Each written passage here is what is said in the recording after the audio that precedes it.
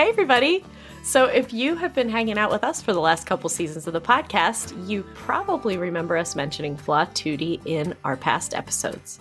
Our friend Molly Sharp, who incidentally was also a guest in season 1, started Flaututi to share her awesome duet arrangements of standard viola rep, which are great for teaching, and it has now grown into a wide-ranging catalog of one-of-a-kind resources for violists and beyond. Steph, do you remember when we played one of the duets from a holiday bundle together? Yes, it's one of my most cherished holiday memories. Aww. But actually, one of my favorites is something that all string instrumentalists would love. It's called Making Double Stops Ring, a guided exploration of just intonation.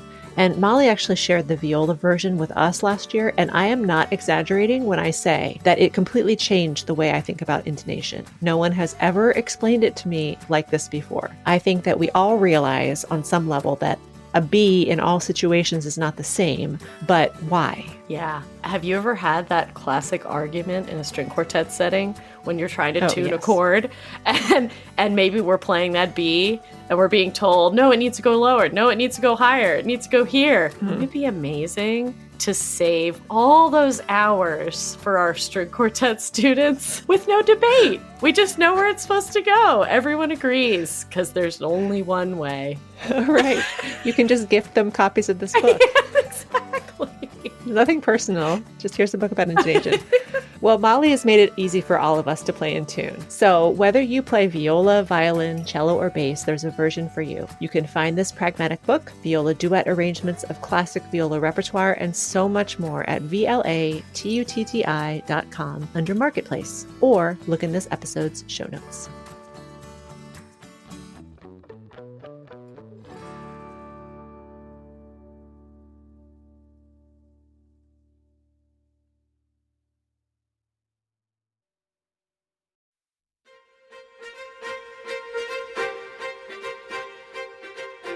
Welcome to the Viola-centric podcast. We are two curious violists finding inspiration through authentic and challenging conversations in the professional music world. I'm Liz. And I'm Steph. Let's jump in the deep end.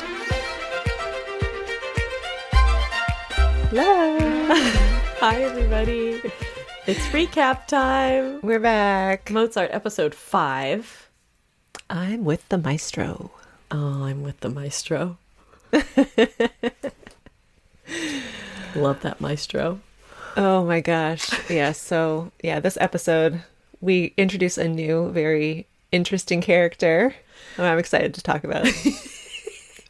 Yeah. Extra heightened level of crazy. Yeah. But before we do, there's lots of build up towards it. Yeah. We open with a nice film scoring session. I loved this. That felt real. I really enjoy doing these kind of things, these recording sessions for, I don't know, it's fun. So it is fun. And it's a chance for Hailey to work with Betty again. Yeah, they actually did work together well as musical colleagues. Yeah, Hailey looked nervous. She kept looking at her. Yeah. And the music is like antsy music. And yeah. It was very appropriate. But what I will say is, whenever I do these kind of, play along with the score kind of gigs, you never get to see the movie while you're playing. No. It seemed like they had a big screen and they could see the action of what they're actually, providing the music for. Yeah. And I feel like this is not the way that they usually go. I don't think that's how it's done.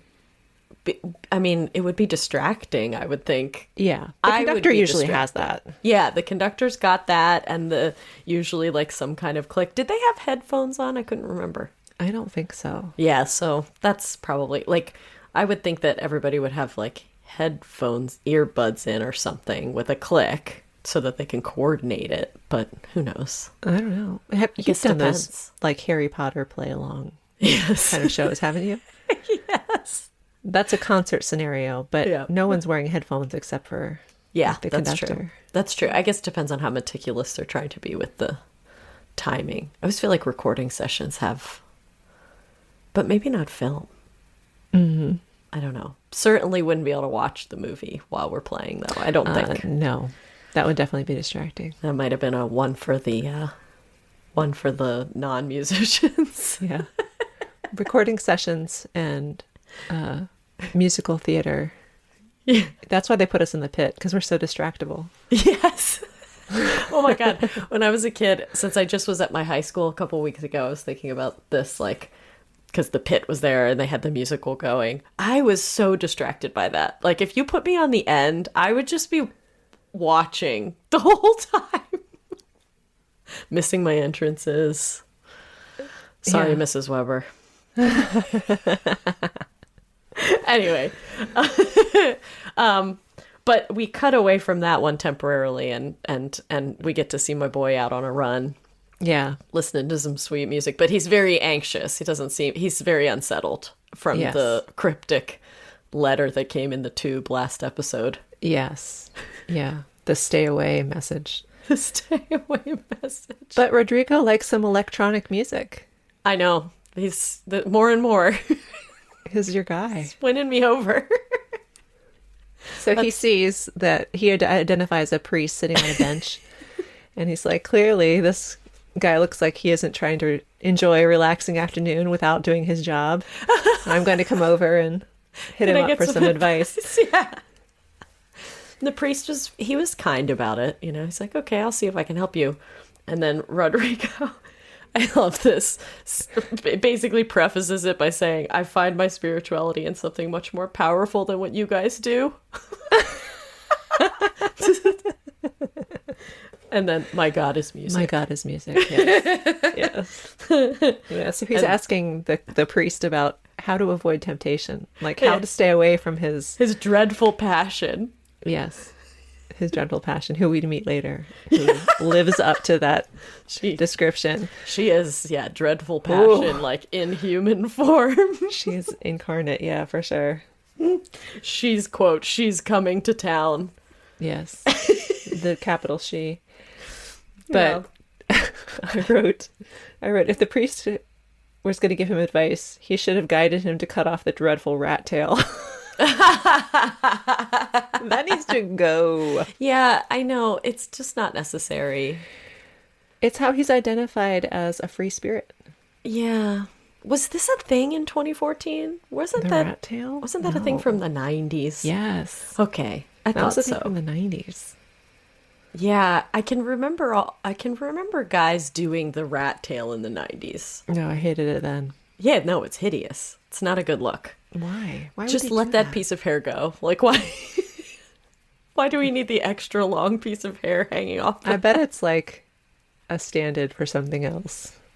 It's compensation. Like a symbol of manhood. Some kind of compensation.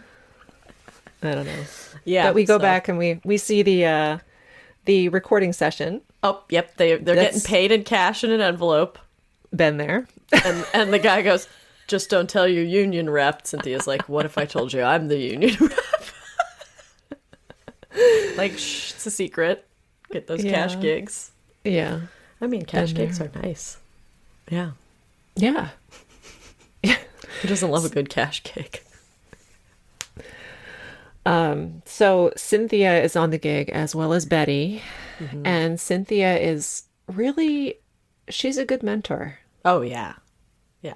I really dig her. She's like referring Hailey for gigs whenever someone asks a cellist for oboe referrals. Yeah, which happens all the time.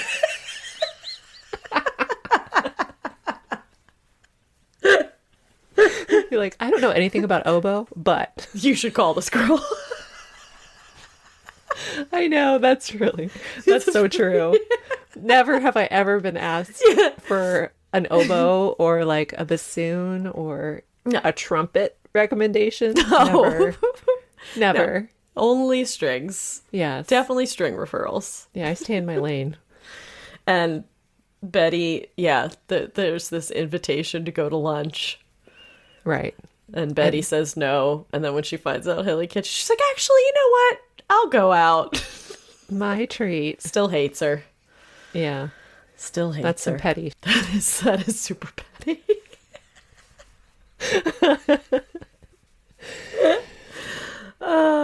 Yeah. Oh. So Rodrigo is gearing up for this imminent meeting of his wife, and he's like hitting up all these street vendors looking for some evil eye protection. Evil eye protection. You know, I love as you do. Did you hear the guy, like, something about how Chipotle bought them out or whatever? What was that? It's real. I can't believe that guy's still in business, that Amazon hasn't shut him down. Yeah, really? Maybe not in 2014. That's right. 2014 was a long time. That's almost 10 years ago. Yeah. Yeah.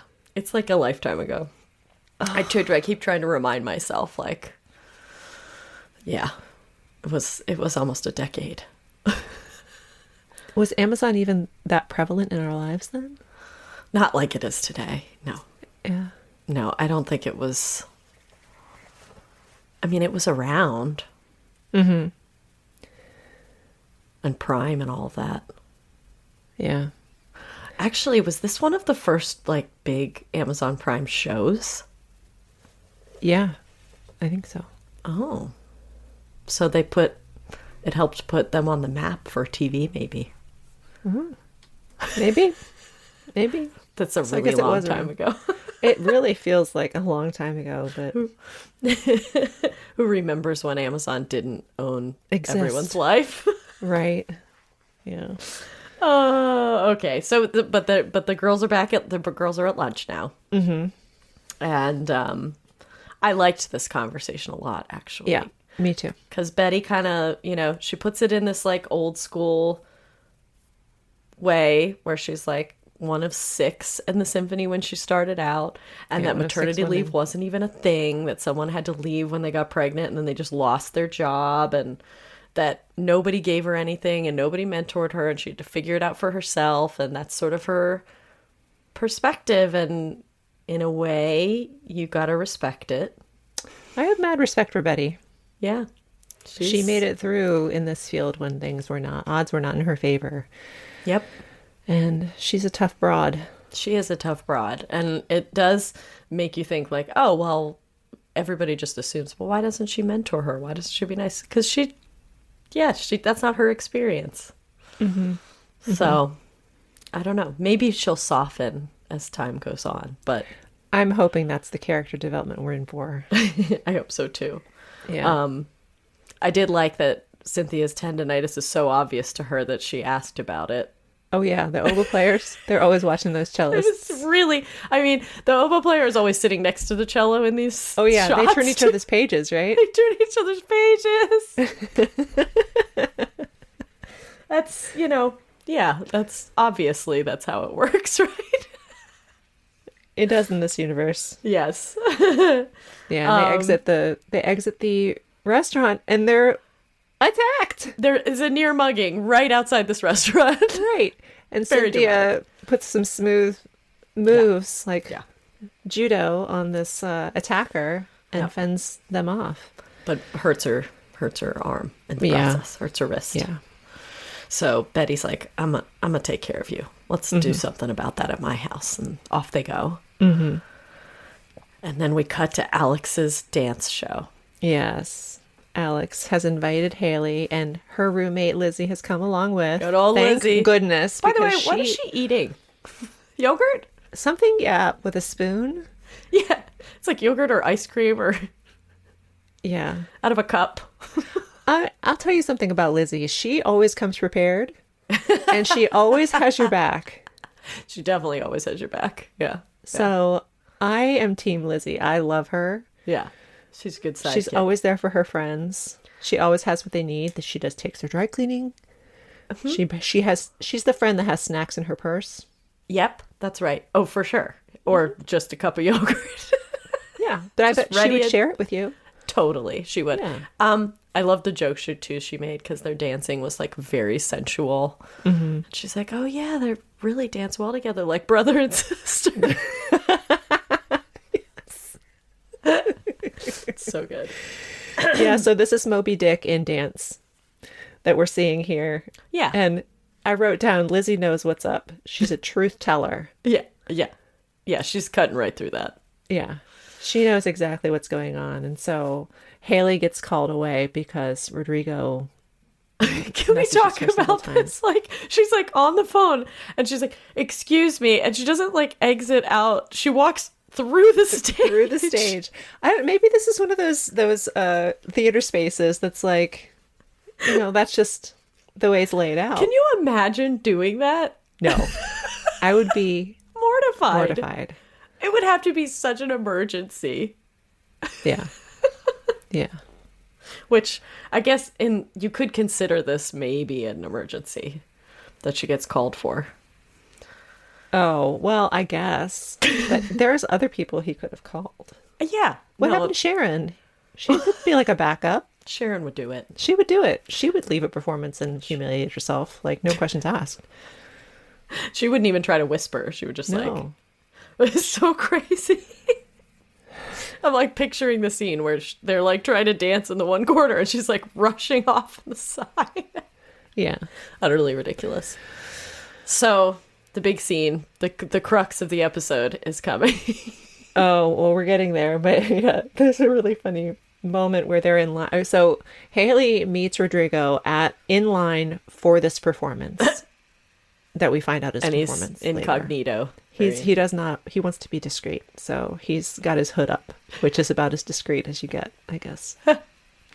It's very hidden. And one of Hailey's like old, I don't know, romance. Derek.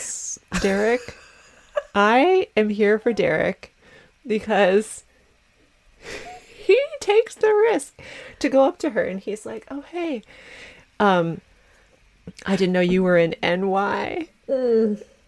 Yeah, cringe. Okay, cringe. But cringe. I love that she says, oh, NY. It's fun that you said that.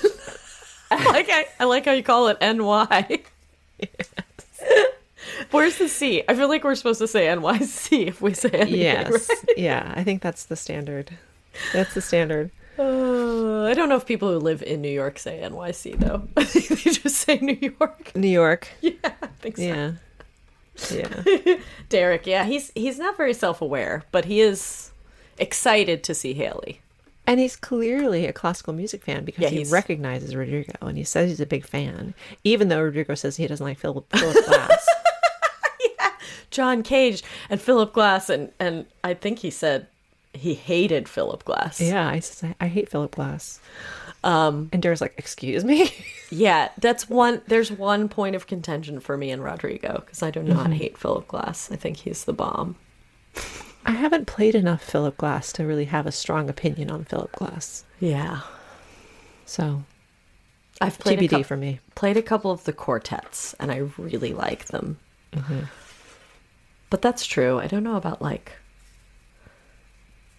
orchestra music by Philip Glass. I guess there's not a lot. Is the Chairman Dances by Philip Glass? Or is that John? I think it is. That sounds right. Or is it? I played that. John Adams. Oh, that's John Adams. Yeah. Another one of those guys. One of those guys. Yeah. So, okay. So now, oh right. And then Hailey's like, "Okay, Derek, you have to go now. Bye." She dismisses him. But he sneaks back over to tell Rodrigo that he figured it out and he's a huge fan. Yeah. Yeah. And so no matter what, Hailey has to prevent Rodrigo from going backstage. Yes. So she is his inner strength that the priest told him to have. Yeah. Yeah. That's his inner strength. She's hired inner strength. Season 3 is sponsored by the Arc Rest. You know, Liz and I are always being asked about our Arc Rests, and we're happy to share how much we love them. The freedom of movement has been life-changing for me. Me too. And I love how using the Arc Rest allows my instrument to vibrate fully. And depending on how my body's feeling, I can also change the placement of the bass. Although Aaron and Tigran started the company in their home workshop, they've come a long way, continuing to innovate by experimenting with harder and softer woods, and even new materials like fiberglass. There are bases for violin, viola, and even for small fractional instruments. And there are foam pads of different thicknesses, so you can find one that fits your body or instrument perfectly. And the guys over at ArcRest are sharing a special discount code for our listeners. Use the code VIOLAcentric for 10% off anything on their site. Yes, check out their offerings at thearcrest.com. That's TheArcrest.com. And don't forget to use the code VIOLAcentric.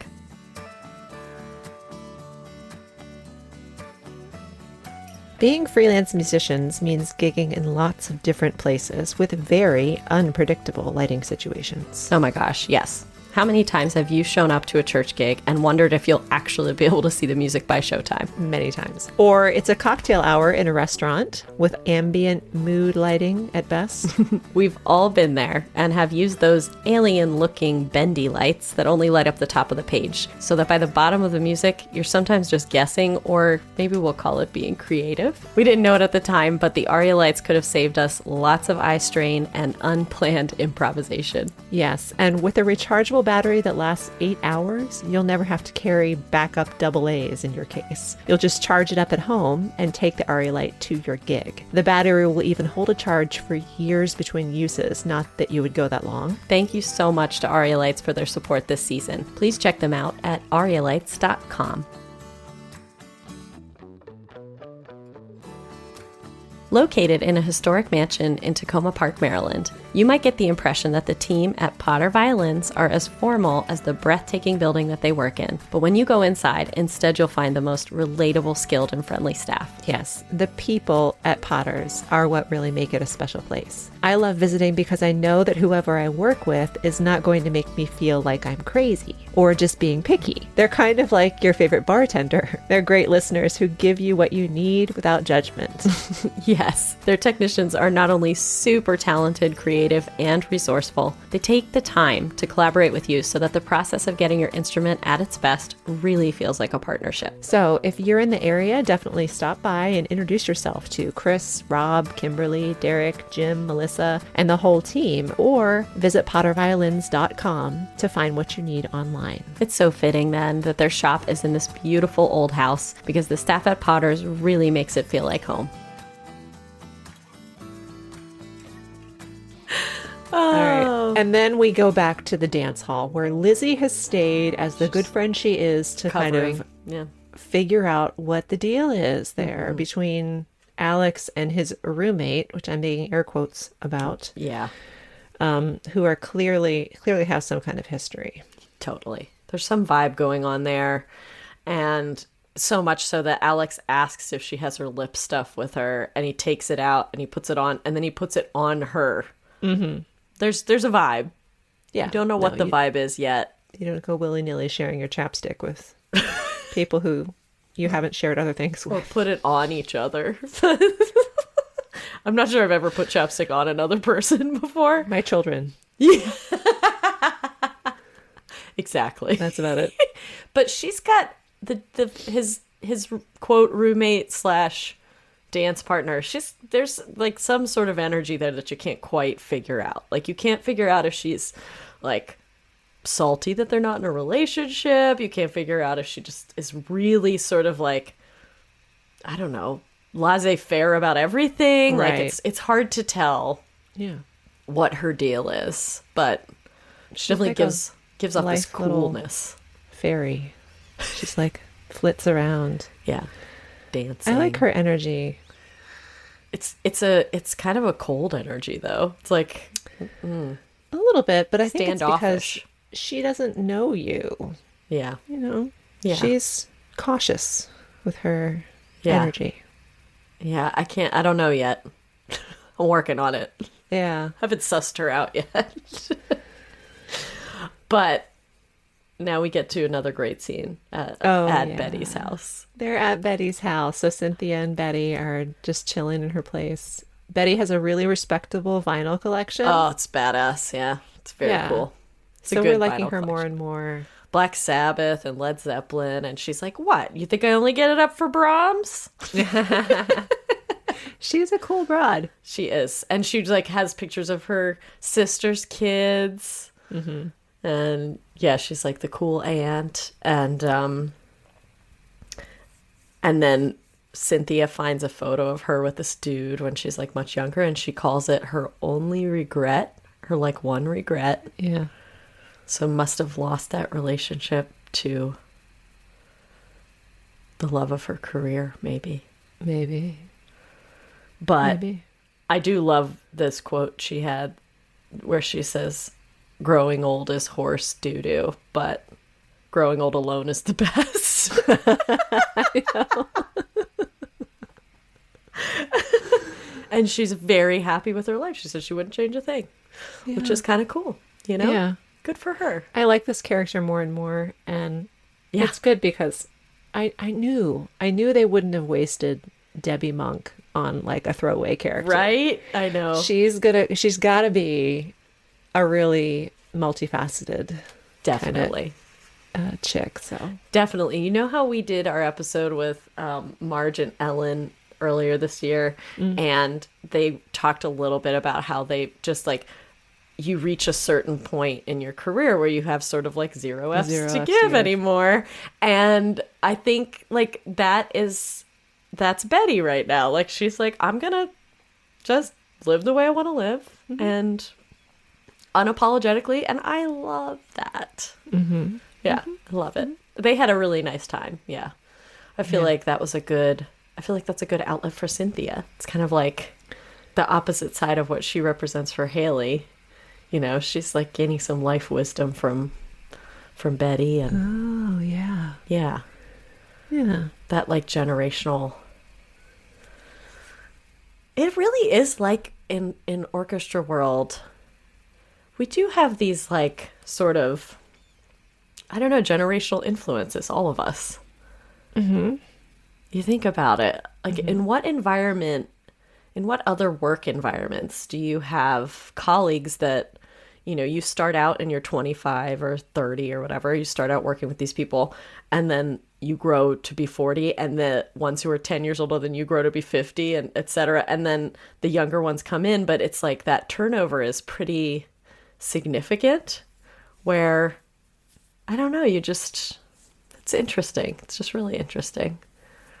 The whole like community aspect of orchestra work. Lucky in that way, I think. Oh yeah. Yeah. But also what you said about each generation having the way they came up in the business. And then that sticks with you for your whole career. And so even though Betty has tenure, she's not in danger of losing her job. They can't fire her from the orchestra. Right. She still has that scarcity thinking of when she was coming up, and it was, if you got the job, that means I didn't get the job. Right. And you know, she's kind of holding on to that. I wrote, Betty doesn't suck. She's just got scarcity mindset. Exactly. Yeah. Absolutely. That's true. It is interesting to think about how those things, like we only work to dismantle those things through evolution by generation. On the personal level as well. Yeah. You have to be willing to examine yourself and examine your thoughts and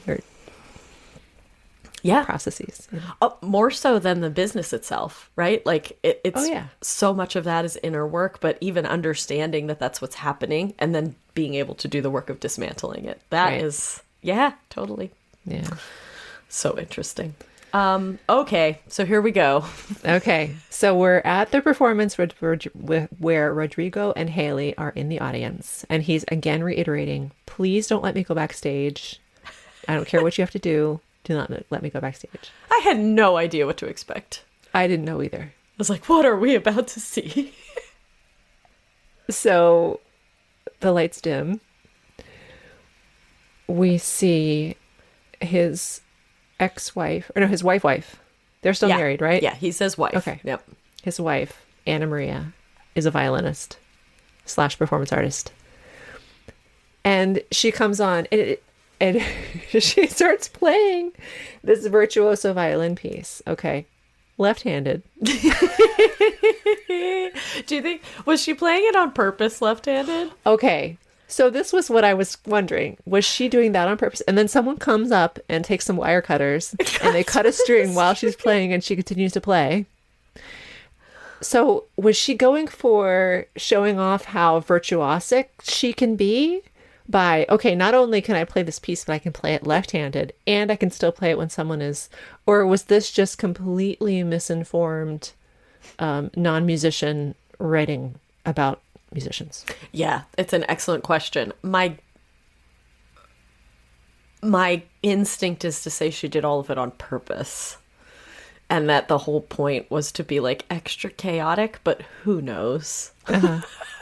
She definitely, chaos is her middle name. Emphatically smashes the violin to the ground and then screams at the audience for clapping. I mean, she's actually saying, like, shut the F up. Yeah. Right? Is she saying that over and over again? Yes. I mean, she's got, like, crazy eyeliner, like, smeared all around her eyes, and her hair is, like, super duper messy, and she's just angry. Like, she's just angry. And Rodrigo says, she's got a lot of blood. He says to Hailey. Which is terrifying. Terrifying. I had such a whirlwind of emotions watching this. Because at first I was like, oh, this might actually be really interesting. And I was like, ah!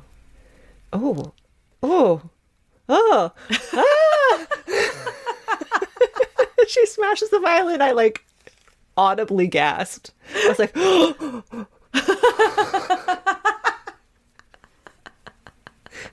It was a roller coaster.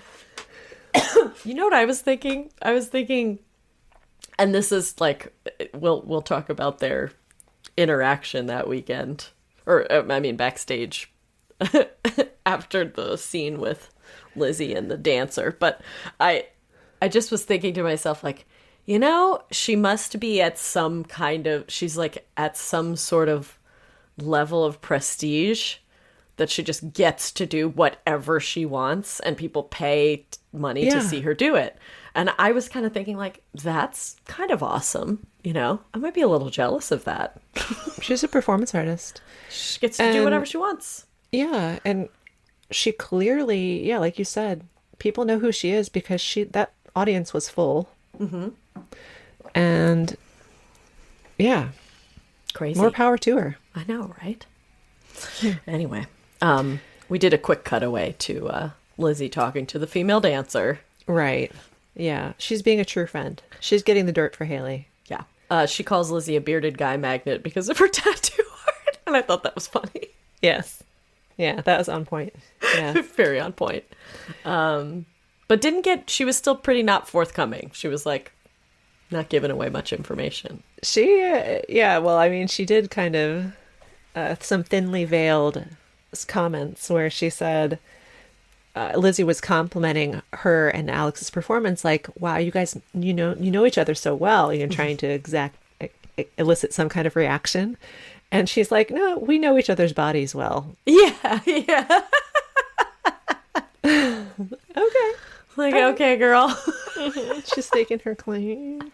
Yes. So Alex is getting harassed by some sleazy guy from Florida who wants him to come down and his legs and ass are something. We don't know what the job description is that he's being offered, but he looks a little skeptical. As he should be. Yes, he should. And Lizzie's like, they're listening. She's like, trip to Florida. Go to Florida. What I want to know is, like, who's the Lizzie for Lizzie? Yeah. Like, clearly everybody needs somebody. Yeah. Who can, like, go to bat for them and. Yeah. That's right.